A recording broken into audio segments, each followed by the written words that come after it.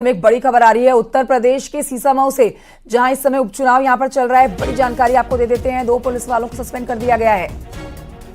मतदान के बीच में बड़ी कार्रवाई 2 पुलिस वालों पर की गई है। सस्पेंड कर दिया गया है 2 पुलिस वालों को। सीसामऊ बहुत ही high profile seat Uttar Pradesh की, जहां से समाजवादी पार्टी के इरफान सोलंकी की विधायकी जाने के बाद उनकी पत्नी को चुनावी मैदान में समाजवादी पार्टी ने उतारा है। समाजवादी पार्टी और बीजेपी के बीच में कड़ा मुकाबला, लेकिन अब जो जानकारी मिल रही है 2 पुलिस वालों को सस्पेंड कर दिया गया है। बड़ी खबर आपको बता रहे हैं। सीसामऊ उपचुनाव से जुड़ी हुई तस्वीरें भी देखिए आप। तस्वीरें आपके सामने, जहां पर हंगामा बरपा है। बीजेपी के प्रत्याशी हैं सीसामऊ से, चुनावी मैदान में उतरे हुए हैं, जिन्होंने गंभीर आरोप लगाए हैं समाजवादी पार्टी के ऊपर। 2 पुलिस वालों को सस्पेंड भी कर दिया गया है।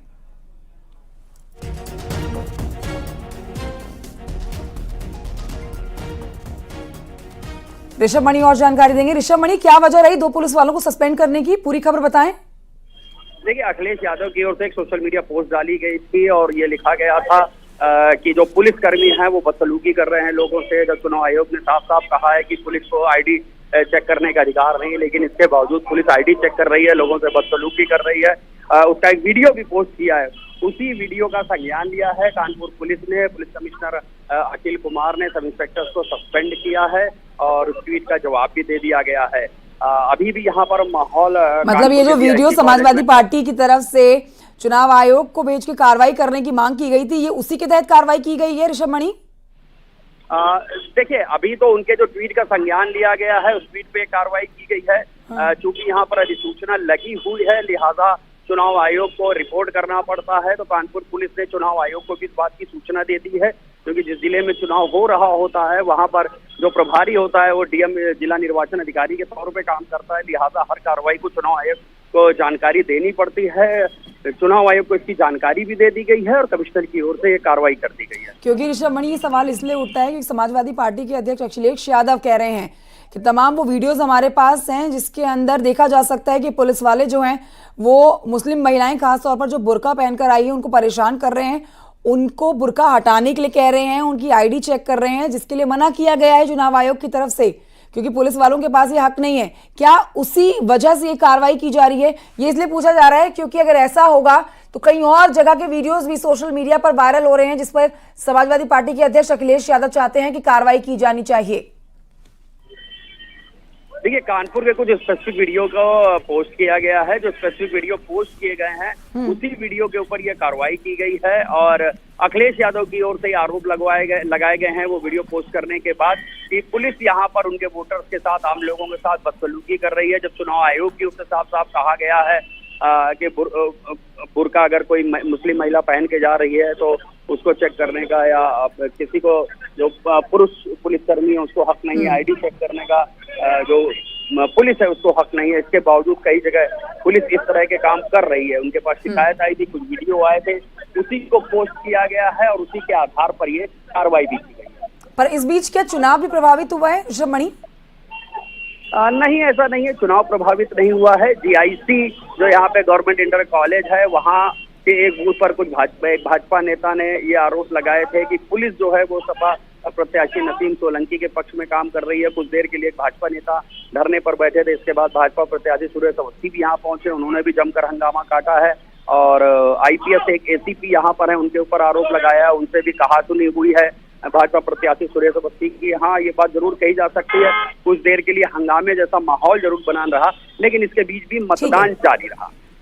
बहुत शुक्रिया आपका जानकारी के लिए ऋषभ मणि त्रिपाठी। तो हमारे सहयोगी बता रहे हैं कि देखिए 2 पुलिस वालों को सस्पेंड कर दिया गया है आईडी चेक करने का, इनका ऊपर आरोप, और इसी पर अखिलेश यादव की पोस्ट जो थी उस पर संज्ञान लिया गया है। एक और बड़ी खबर आपको बता देते हैं इस बीच, सीसामऊ से ही बड़ी खबर, जहां पर वोटिंग के दौरान हंगामा हुआ है।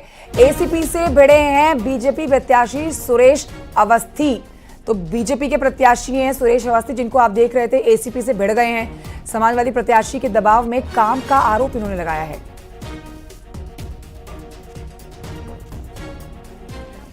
तो चुनाव के दिन पर, मतदान के दिन पर माहौल बहुत ज्यादा गरमाया हुआ है।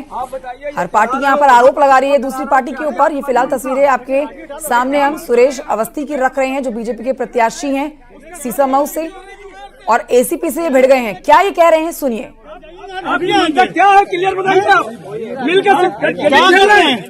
नसीम सोलंकी के दबाव में आप वो नहीं जो क्या जाएगी, आईडी चेक नहीं की जाएगी, आईडी चेक कर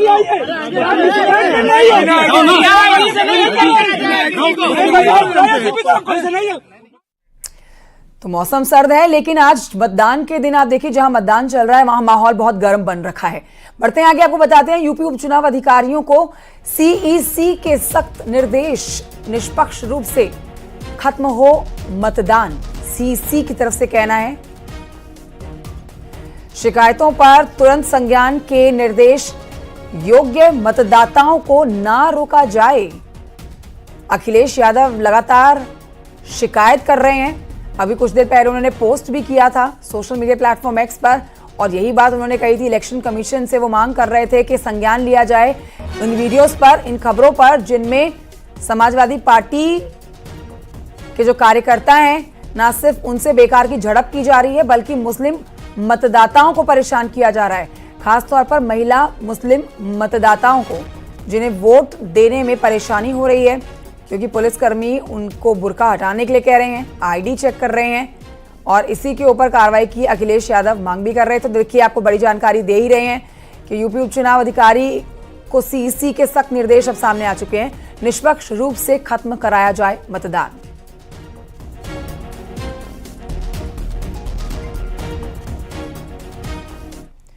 और ये आपको ले चलते हैं उत्तराखंड, जहां पर आज केदारनाथ उपचुनाव को लेकर भी वोटिंग की जा रही है, और दोपहर 1 बजे तक का अगर आपको वोट प्रतिशत बताएं तो ये वोट प्रतिशत उठा है 34.40% वोटिंग हो चुकी है।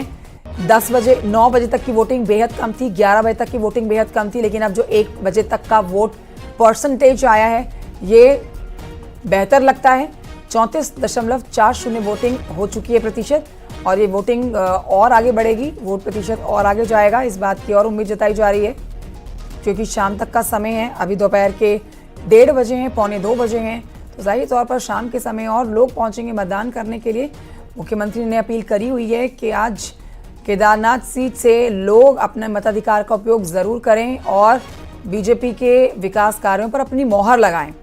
तो बीजेपी लगातार केदारनाथ में विकास कार्य कर रही है। केदारनाथ वासियों के लिए, उनके विकास के लिए जो कार्य करे जा रहे हैं, जो प्रोजेक्ट्स यहाँ पर चलाए जा रहे हैं, उसमें केदारनाथ वासियों का एक बार फिर से सहयोग चाहिए, ये बीजेपी का कहना है। और वोट प्रतिशत आपको बता ही रहे हैं, 34.40% वोटिंग अब तक हो चुकी है केदारनाथ उपचुनाव में।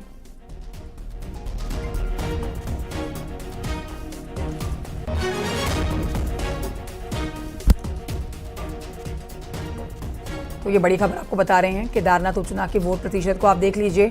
बेहद अहम हो जाता है ये जानना, क्योंकि शाम 6 बजे तक वोटिंग होनी है।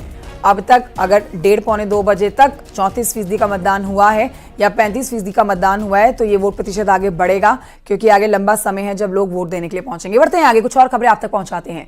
रुद्रप्रयाग की खबर जानिए, जहां पर पंच केदार में एक द्वितीय केदार मद महेश्वर धाम के कपाट आज सुबह बंद कर दिए गए हैं। मद महेश्वर धाम के कपाट सुबह शुभ मुहूर्त में विधि विधान के साथ शीतकाल के लिए बंद हो चुके हैं। इस अवसर पर मंदिर को कई क्विंटल फूलों से सजाया गया। कपाट बंद होने के बाद भगवान मद महेश्वर की उत्सव डोली और देव निशान गाजे बाजे के साथ प्रथम पड़ाव गोंडार के लिए रवाना हो गई।